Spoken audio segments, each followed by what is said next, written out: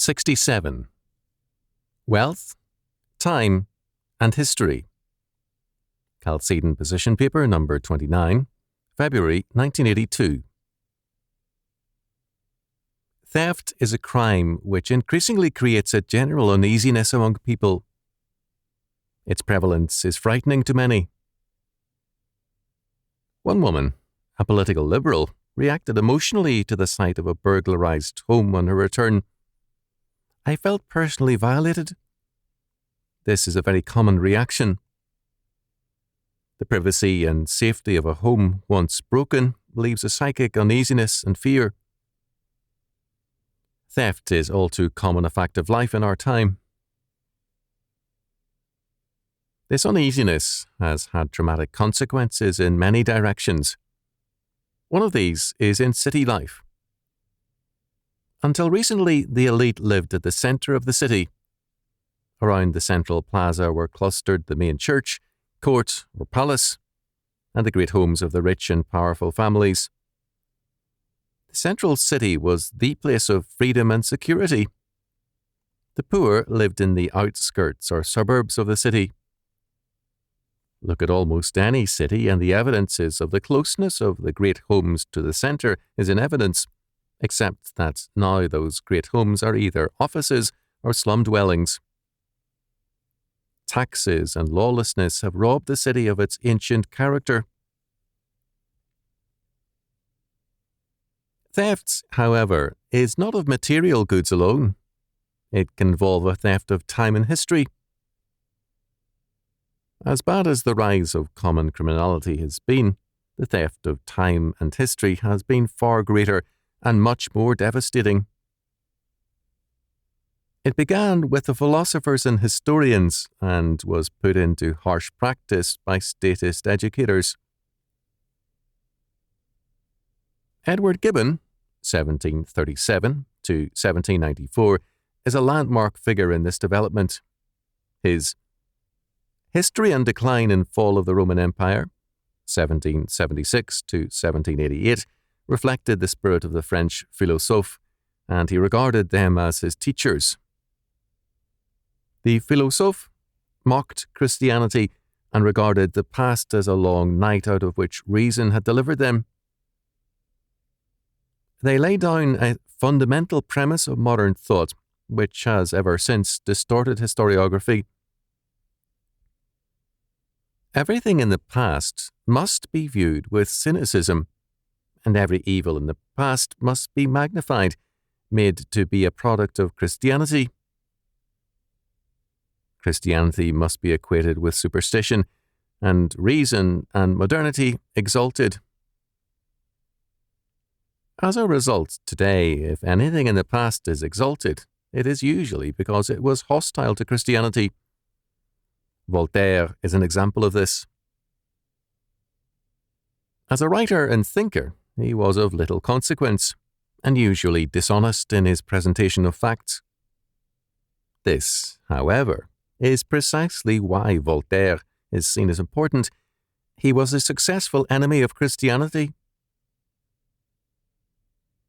Gibbon took this premise of the philosophe and applied it rigorously to history. He venerated Roman antiquity only to denigrate Christianity. The importance of Gibbon and his work is that he worked seriously and methodically, unlike the French philosophe, to reconstruct history and the past in radically non-Christian terms. Man was now to be explained and understood in terms of man only, not God.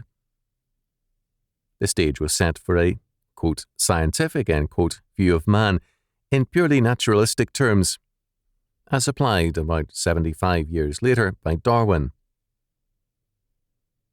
Gibbon was still very much a product of a Christian past.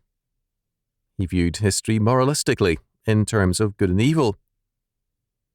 A humanistic moralism was a result, leading to the 19th century liberal fervour to right all wrongs. The new temper also led to a new joy in discovery, the discovery of non-Christian pasts. All over the world, funds, energy and zeal were poured into archaeological and other research into the pagan past. Egypt, India, and China, and the Americas saw intense research into a past, quote-unquote, innocent of Christianity and the biblical God. The 19th century saw the monumental research and publication of such literature as the quote-unquote sacred books of the East. Humanism, however, continued its logical development. Max Steiner very early saw that all morality, all ideas of good and evil, represented a hangover from a biblical past.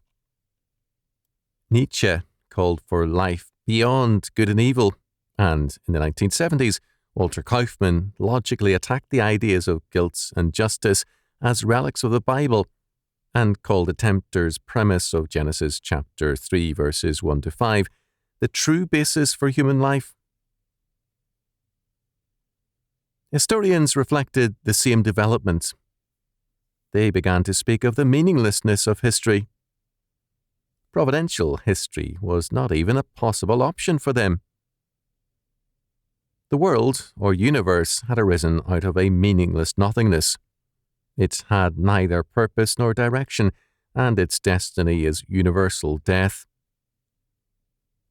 Such men found a Christian declaration of total meaning a particularly offensive fact. At one collegiate conference, a professor from a major university graduate school was deeply offended and horrified because in my address I spoke of the total rationality of creation and history because it is the handiwork of the totally rational God. He held that the universe had in it only a thin and temporary edge of rationality in the mind of man. Thus, for modern man, because the world and the past are meaningless, so too are the present and the future. This attitude has infiltrated the modern mind through the state school's social studies program and its radical relativism. The result is the great theft, the grand heist of all history. Modern man finds life robbed of meaning. Instead of a universe created, governed, and filled by the triune God and peopled with God's heavenly hosts and guardian angels, it is an empty world. No robbed householder returning to find his home stripped of its valuables finds a more empty dwelling than does modern man. By the time he finishes his schooling, the world is for him an empty room. Even in a crowded place, he is surrounded, not by men and women created in the image of God and under his government, but empty faces and empty minds. Life is full of sound and fury, signifying nothing. Modern man, thus, although he has inherited a great technological history and development, is very poor. He has no meaningful and purposive history. The uneasiness felt by people whose house has been robbed is an example of the disquiet modern man feels as he views life, time, and history.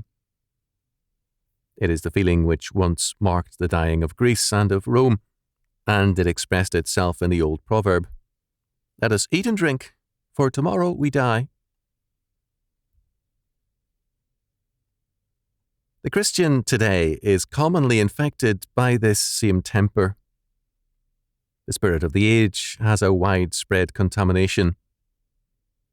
The contemporary Christian may believe in God and in the Bible from cover to cover, but the Lord seems far away.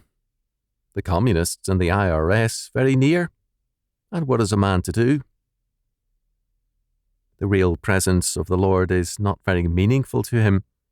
It is the real presence of the devil which seems to be most important to all too many Christians. Early in this century, Holbrook Jackson, in the 1890s, 1913, ably characterized the new spirit. The whole attitude of the new decadence he saw contained in Ernest Dowson's famous poem on Cynara.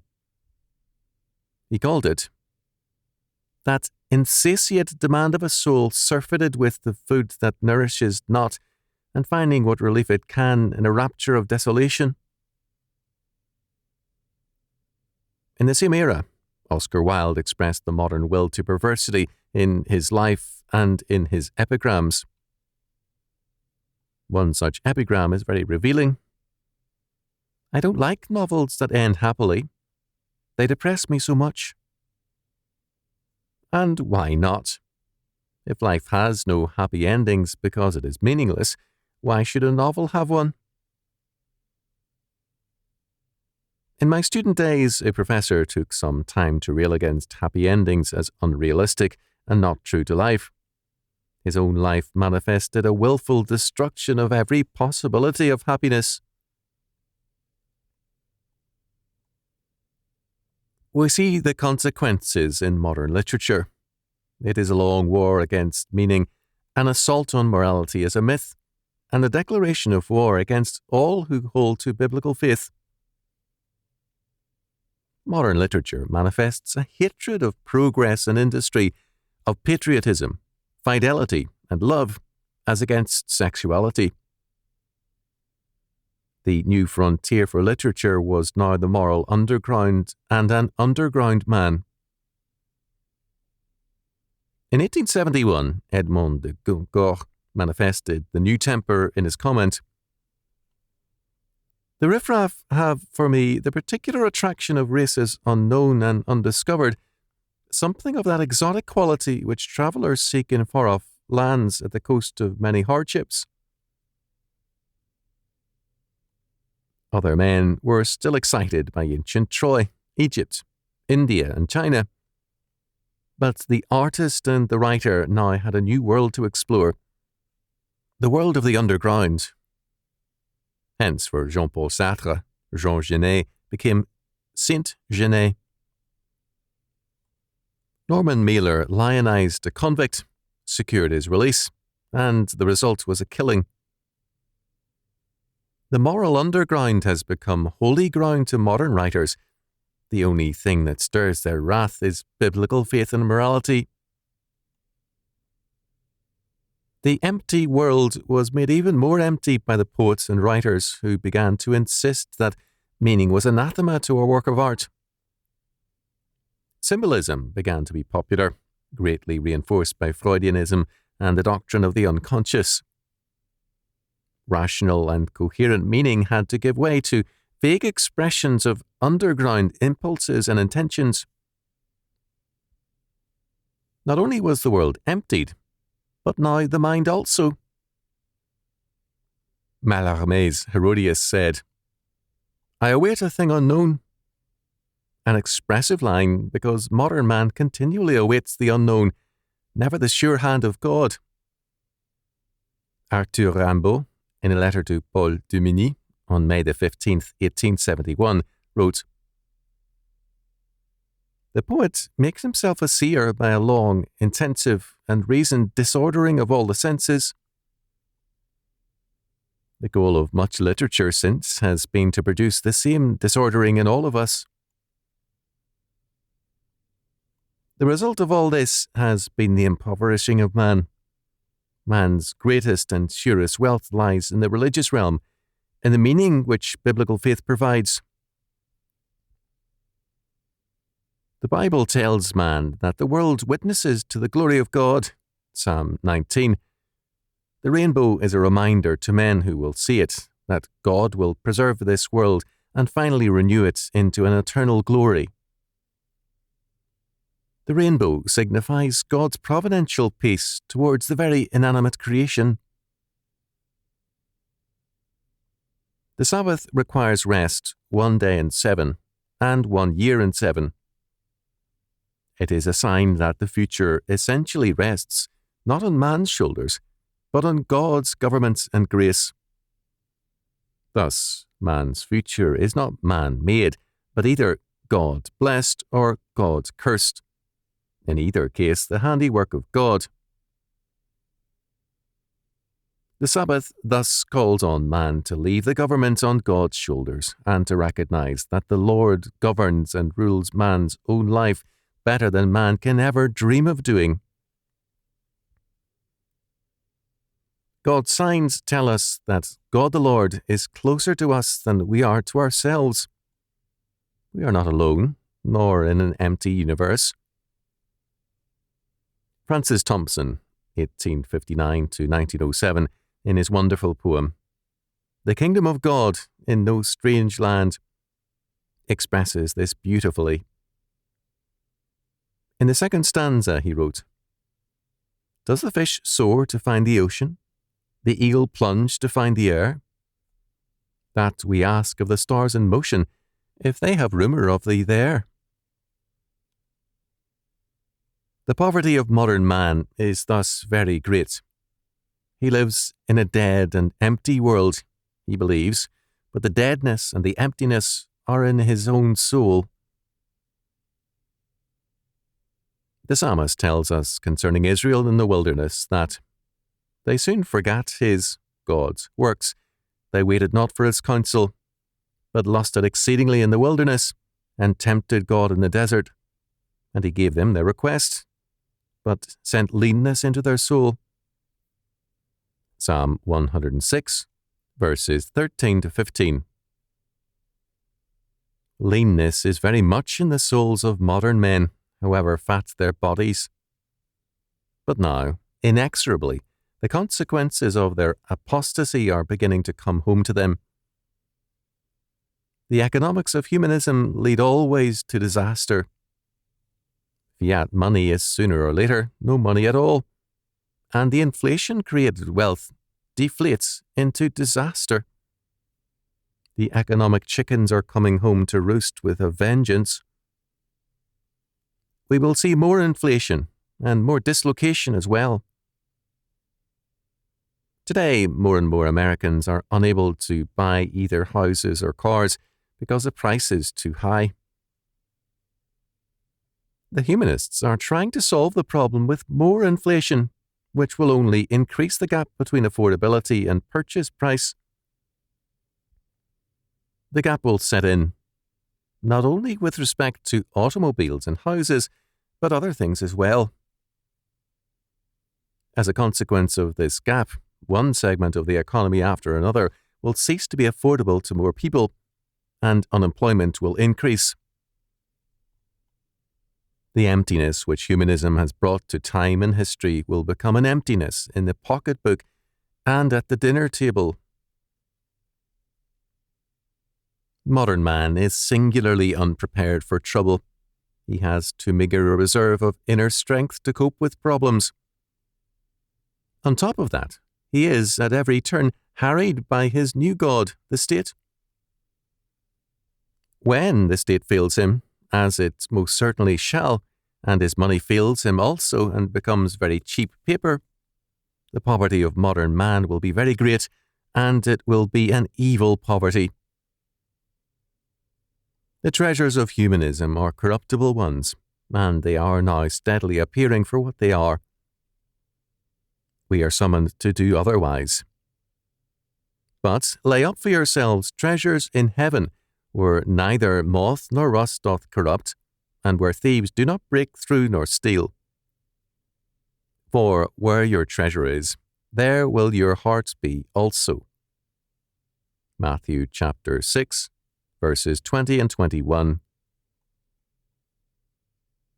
Our greatest and surest treasure is God the Lord, His grace and government. We are not alone. We are the people of the King of Kings and Lord of Lords. Revelation chapter 19, verse 16. We have been called to victory, knowing that whatsoever is born of God overcometh the world, even our faith. 1 John chapter 5, verse 4. God's victory requires the destruction of the present world order, and He will destroy it. God laughs at the plans and conspirings of His enemies. The Lord shall have them in derision. Psalm 2, verse 4. His victory is sure and inevitable, and his presence and government fills all heaven and earth and transcends all things.